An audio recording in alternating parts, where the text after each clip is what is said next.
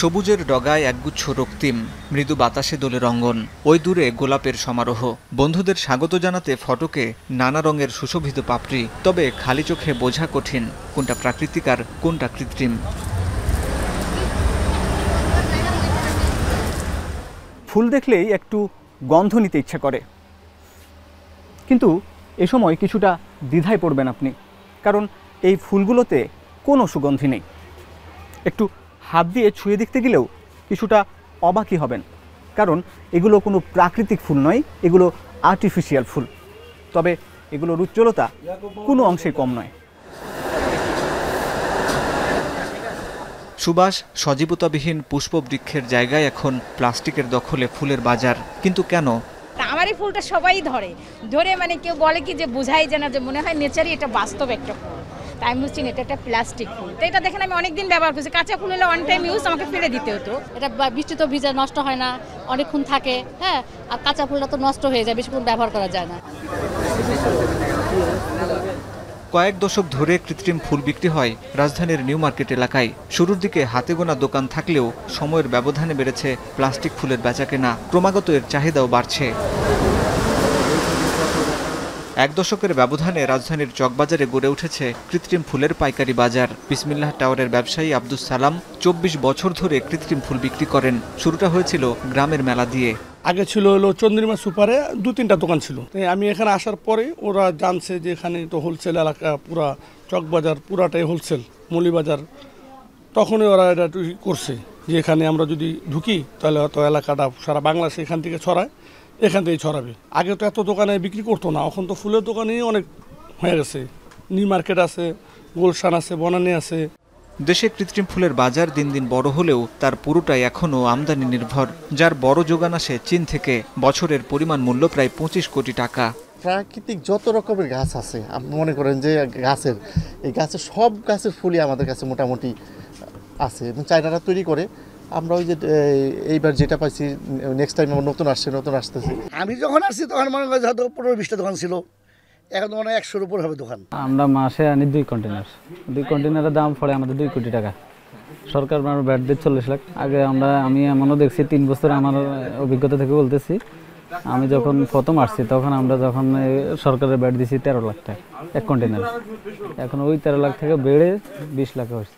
পাইকারি বাজারে ফুলের এক একটি স্টিকের দাম ১০০ টাকা থেকে শুরু। টবসহ নানা নকশার ফুল কিনতে দেশের বিভিন্ন প্রান্ত থেকে চকবাজারে আসেন স্থানীয় ব্যবসায়ীরা।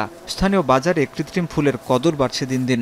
কিশোরগঞ্জ শহর ফুলটাই মনে হয় ১০-১২ লক্ষ টাকা প্রতি মাসে সেল করা সম্ভব। এগুলো যত্ন নিতে হয় একটু হালকা, সপ্তাহে একবার করে ঝাড়লেও হয়ে গেল, ধুয়ে নিলেও হয়ে গেল, ঠিক আছে। এখন কাঁচা ফুলের চেয়ে এই ফুলটা একটু বেশি ছাড়া দিচ্ছে। ব্যবসায়ীরা বলছেন ডিসেম্বর থেকে মার্চ এই ৪ মাসে বেড়ে যায় ফুল বিক্রি, যার বড় অংশই যায় বিভিন্ন অনুষ্ঠানে। বেচাকেনাটা মেনলি হয় হলো শীতের দিনে। শীতের দিন আপনার ইভেন্টটা একটু বেশি চলে, বিয়ে শাদীটা একটু বেশি হয় সেন্টারে, যার ভিতরে আপনার ফুলের এগুলো সব কিছু আপনার একটু বেশি থাকে। সবগুলো দোকান আপনার শীতের দিনে আসবেন, দেখবেন যে আপনার সবগুলো ইভেন্টের ফুল দিয়ে ভরা।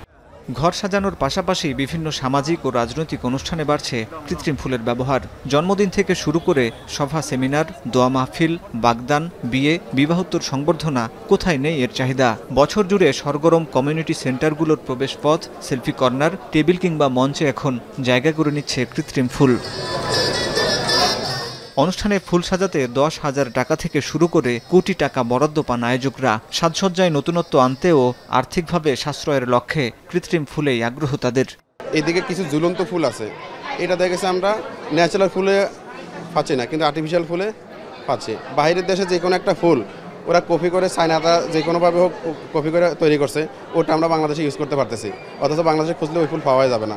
কাঁচা ফুলটা আমরা একবার বেশি ২বার ইউজ করতে পারি না, কিন্তু আর্টিফিশিয়াল ফুলটা আমরা দেখা গেছে কয়েকবার ইউজ করতে পারি, যেটা হয় কি আমরা দেখা গেছে হয়তো ১-১.৫ মাস ২ মাস আমরা ইউজ করতে পারি। মেবি যদি এটা ন্যাচারাল হইতো তাহলে এটা বায়ো কম্প্যাটেবল হইতো, অর্থাৎ আমাদের নেচারের জন্য ভালো হইতো, আমাদের জন্য ভালো হইতো, সবার জন্যই ভালো হইতো, হেলদি এবং হাইজেনিক হইতো।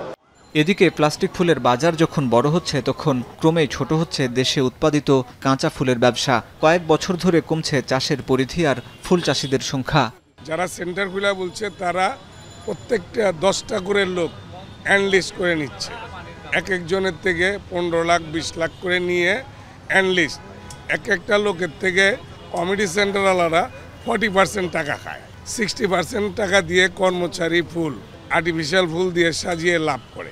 আপনি প্রোগ্রাম করবেন আপনার ইচ্ছা, আপনি তো সেন্টার ভাড়া দিচ্ছেন, কিন্তু এটা তো করতে পারতেছে না, যার জন্য আমাদের এই ফুলের মার্কেটটা 40 বছরের মার্কেট মানে ধীরে ধীরে নিষ্পত্তি হওয়ার পথে আছে। এদিকে দেশে প্লাস্টিক ফুল তৈরি না হওয়ায় আমদানিতে ব্যয় হচ্ছে রিজার্ভের ডলার। এমন অবস্থায় চাহিদা মেটাতে দেশে এই কৃত্রিম ফুল উৎপাদনে সরকারের নীতি সহায়তা চান ব্যবসায়ীরা। এই যে প্রোডাক্টটা, এটা কিন্তু ডিজাইন ভিত্তিক। প্রথমে আপনাকে ডিজাইনিং করতে হয়, রিসার্চ করতে হয়, হ্যাঁ, করার পরে এটা তৈরি করতে হয়। এটার জন্য অনেক কেমিক্যালস ও মেটেরিয়ালসও লাগে, যেটা আমাদের হয়তো ঘাটতি আছে লোকালি। তো সেই ডিমান্ডগুলো আমরা মিট আপ করতে পারলে হয়তো প্লাস্টিক ফুল তৈরি করাতে আমাদের লোকজন বিনিয়োগ করতে আগ্রহ হবে। ফ্লাওয়ারটা ইম্পোর্ট হয়ে চলে আসতেছে, এটার সাবস্টিটিউট যদি লোকালি যদি আমরা প্রোডাকশন করতে পারি, তাহলে এটা ইম্পোর্ট সাবস্টিটিউট ইন্ডাস্ট্রি হয়ে গেল। কৃত্রিম ফুলের বাজার বড় হলেও দেশের বাজারের বড় অংশ এখনও প্রাকৃতিক ফুলের দখলে। বাংলাদেশ ফ্লাওয়ার্স সোসাইটির তথ্য অনুযায়ী এই পরিমাণ প্রায় 1,500 কোটি টাকা।